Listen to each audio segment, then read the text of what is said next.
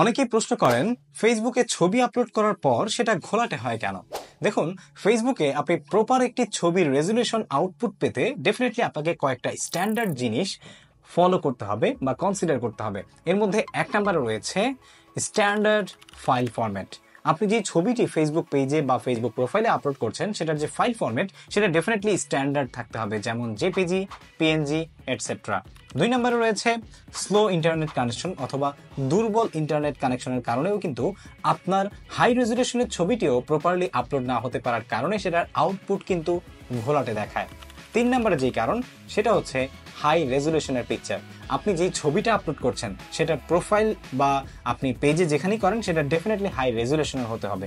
চার নম্বরে রয়েছে ডেফিনেটলি আপনার ফেসবুক পেজে যে ছবিটি আপনি আপলোড করছেন সেটা প্রপার সাইজের হতে হবে। প্রপার সাইজের কম বেশি হয়ে গেলে তখন সেটা কিন্তু ঘোলাটে হয়ে যাওয়ার পসিবিলিটি রয়েছে।